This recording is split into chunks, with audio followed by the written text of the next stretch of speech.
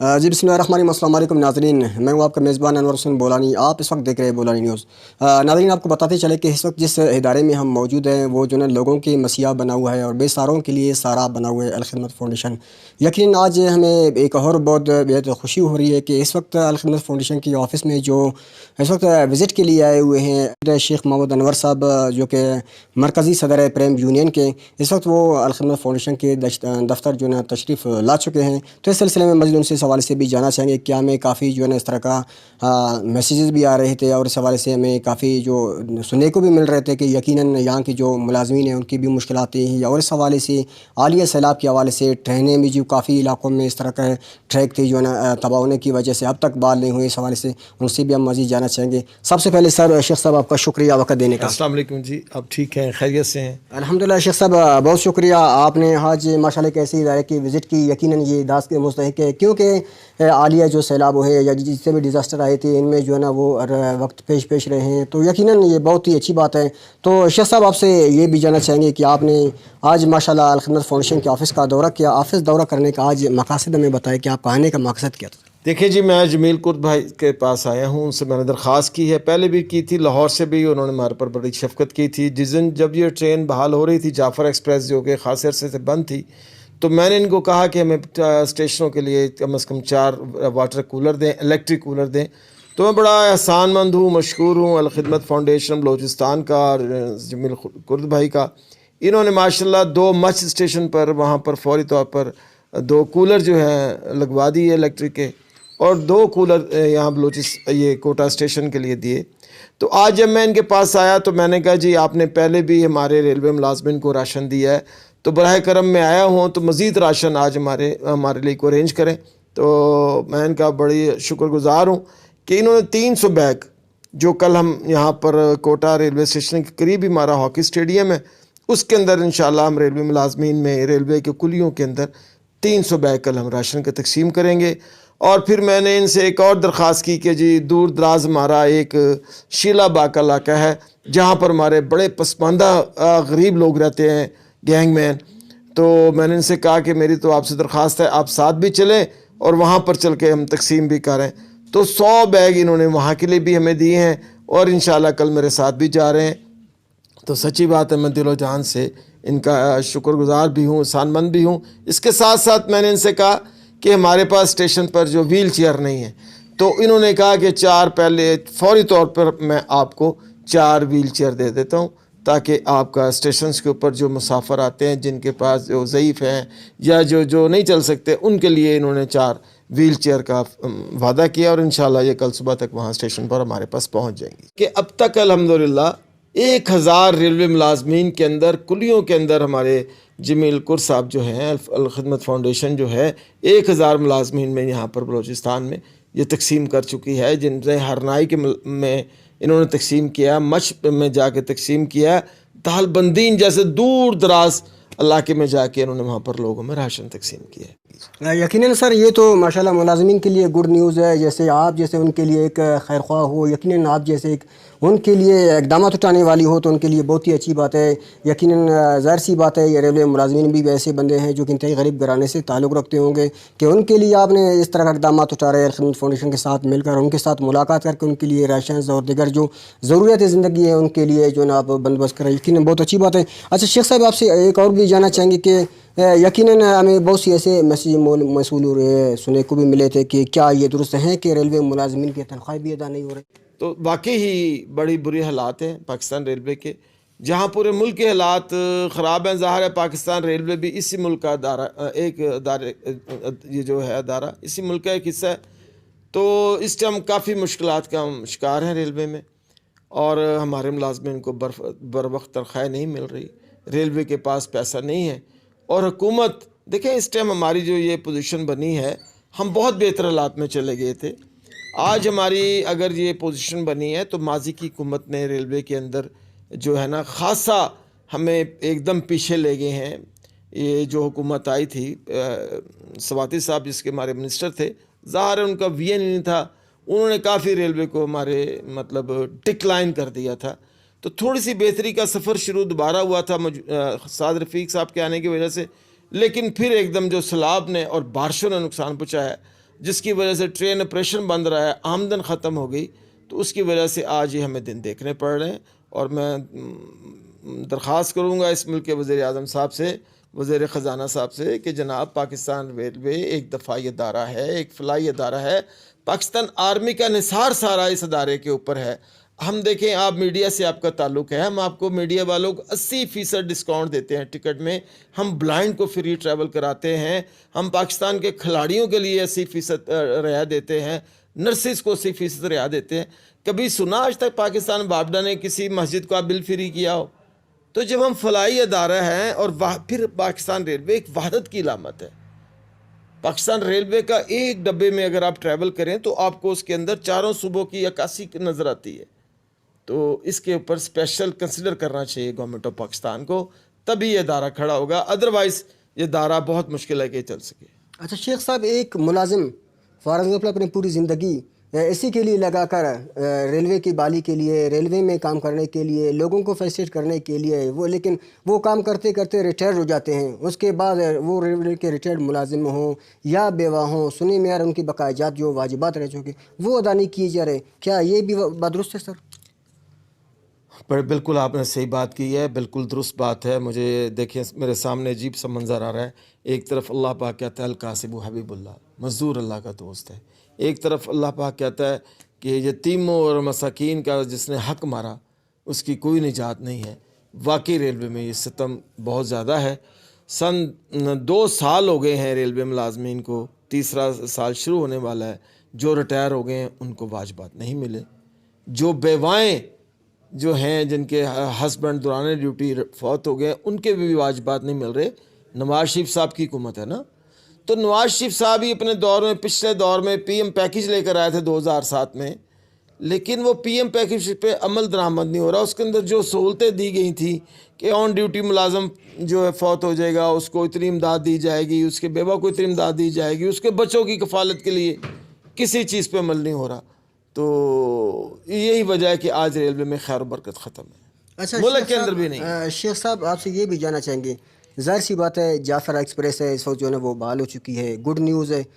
دوسری بات اگر دیکھا جائے تو اکبر بگٹی ایکسپریس ہے, بحال کرنے کے لیے کیا اس طرح کا پلاننگ ہے, کیا اس کے جو اکبر بگٹی ہے وہ ایک ایسی شخصیت سے وابستہ اس کا نام ہے جس شخص نے پاکستان کو بلوچستان ڈونیٹ کیا تھا.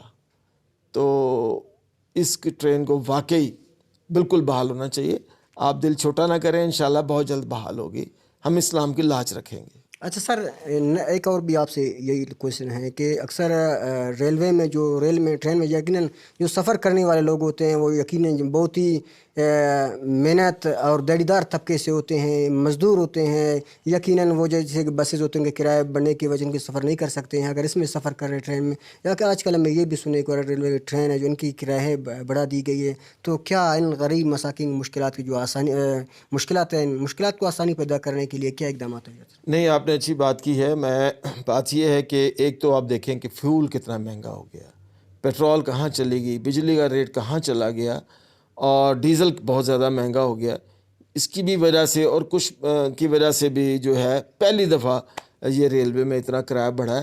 بہرحال ہم یہی مطالبہ کروں گا میں اپنی حکومت سے بھی, وزیر ریلوے سے بھی, کہ یہ جو اسپیشلی یہ سندھ ہو گیا یا بلوچستان ہو گیا جو بڑے حساس صوبے ہیں, ان کی عوام کو ریلیف دیں اور کرائے میں کمی کریں. اچھا نیکسٹ میں سر, یہ جو جیسے عالیہ سیلاب ہوئے, سیلاب کی وجہ سے ریلوے ٹریک کافی جگہوں پر جو ہے نا متاثر ہوئی, ان کی بحالی کے لیے کیا اقدامات ہیں؟ کیونکہ اس وقت جو ہے نا عوام کو کافی مشکلات کا سامنا ہے. جب ریلوے ٹریک خراب ہوں, ٹریک کے جو ہے نا بحالی ممکن ہو, سفر نہیں ہو لوگوں کے لیے, تو یقیناً یہ بہت ہی مشکل سی بات ہے. ان کے لیے کیا اقدامات ہیں؟ مجھے ایک بات کی ابھی تک سمجھ نہیں آئی. آج جیسے میں یہاں پر آیا ہوں اپنے ملازمین کا ریلیف مانگنے کے لیے آیا ہوں نا جی, یہاں پر اسپیشلی آنے کا مقصد بھی میرا یہ ہے کہ میرے ریلوے کے مزدوروں کو تھوڑا سا آپ اور مزید راشن دیں اور مزید ان کو مہربانی کریں.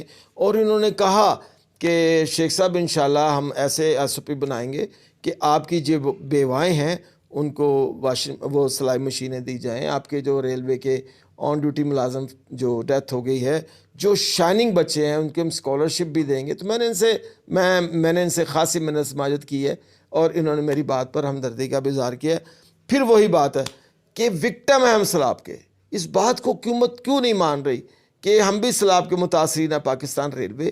اگر بیرون ملک سے کوئی امداد آ رہی ہے تو وہ امداد میں سے پاکستان ریلوے کو بھی امداد دینی چاہیے.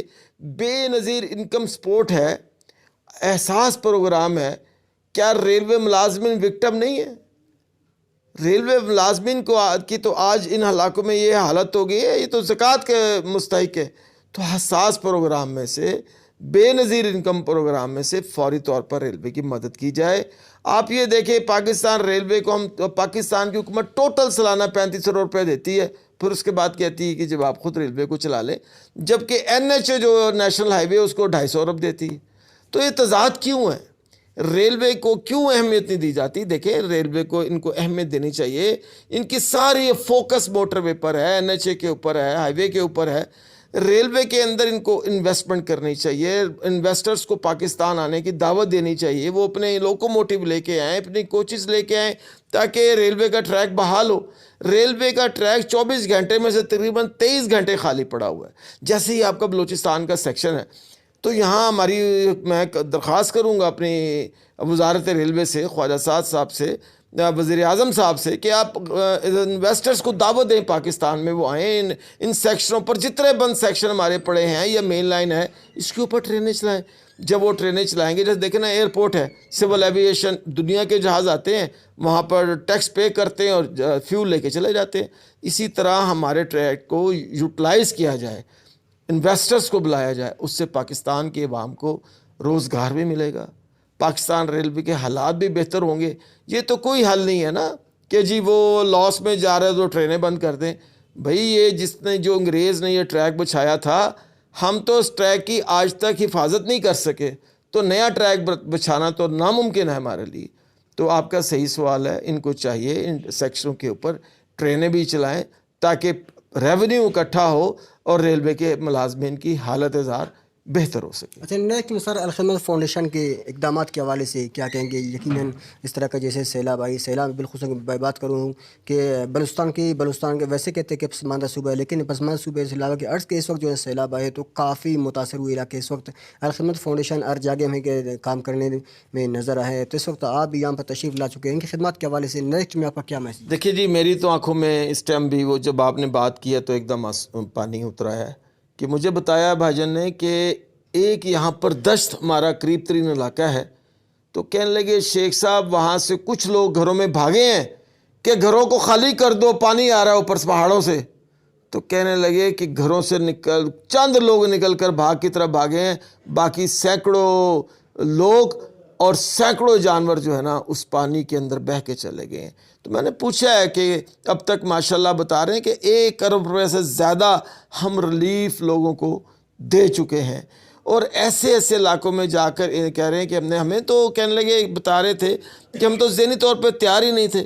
اس صوبے میں تو کوئی تصور نہیں ہے, پانی بھی ہے تو وہ بھی زمین میں 700 فٹ گہرائی میں ہے کہ یہاں پر بھی کبھی بارش ہوگی یا پانی آئے گا. تو اس قدر پانی آیا ہے کہ جس کی کوئی انتہا نہیں ہے. وہ چھوٹے موٹے پہاڑوں کو بھی بہا کے لے گیا اور لوگوں کو بھی لے گیا. لاکھوں کی تعداد میں جو ہے جانور بہ گئے ہیں, ہزاروں کی تعداد میں لوگوں کی شہادتیں ہوئی ہیں. تو کہہ رہے تھے کہ ہم ابھی اسی پلاننگ پر ہیں, کیونکہ آنے والے سال میں سنا ہے ابھی تو 70% بارشیں ہوئی ہیں, 100% بارشوں کا امکان ہے. اور مجھے خوشی ہوئی کہ یہ ہوتے ہیں دماغ کہ جو کام حکومت کا ہے وہ ماشاء الخدمت فاؤنڈیشن کر رہی ہے. میں ان کو مبارکباد دوں گا. میں نے ان کا دفتر آج وزٹ کیا ہے, دل کو بڑی خوشی ہوئی ہے کہ چھوٹا رقبے کے حساب سے بہت بڑا صوبہ, لیکن وسائل کے حساب سے سب سے کمزور صوبہ. اور میں نے ان کے اندر آ کے سسٹم کو دیکھا تو میرا تو جسے کہتے ہیں نا کہ 14 طبق روشن ہو گئے کہ ماشاءاللہ یہاں پر کس طرح اتنے پڑھے لکھے, اتنی اچھی ایجوکیشن والے بچے یہاں پر کام کر رہے ہیں معمولی سے معاوضے کے اوپر. اور اتنا اچھا ہر چیز کا بڑا کرسٹل سسٹم ہے کہ آپ نے اگر آج انہوں نے صبح سے شام تک 50 روپے کا خرچہ کیا تو وہ بھی پورے سسٹم پر چاروں صوبوں سے دیکھا جا سکتا ہے. وہ الخدمت فاؤنڈیشن جتنی شفاف طریقے سے کام کر رہی ہے, کاش اس ملک کے حکمران بھی کریں تو اس ملک کی تقدیر بدل سکتی ہے. تھینک یو سو مچ سر، وقت دینے کا بہت شکریہ جی۔ ناظرین بالکل کہتے ہیں کہ ملک و قوم کی خدمت کرنا کسی کار ثواب سے کم نہیں، بالکل اسی طرح ہے جیسا کہ شیخ محمد انور صاحب نے اس وقت الخدمت فاؤنڈیشن کی خدمات کو سراہتے ہوئے کہا کہ اس وقت جو ہے پوری بلوچستان میں جہاں پہ بھی ڈیزاسٹر ہے، اس طرح کا آفت زدہ ہے قرار دی گئے ہیں، وہاں پر جو سب سے پہلے خدمت نے فاؤنڈیشن نے پہنچ کر جو ہے نا بے ساروں کے لیے سارا بنا اور مسیحوں کے لیے مسیحا بن کر ان کی خدمت کی ہے۔ نیکسٹ پروگرام تک کے لیے میں اجازت دیجیے، اللہ حافظ۔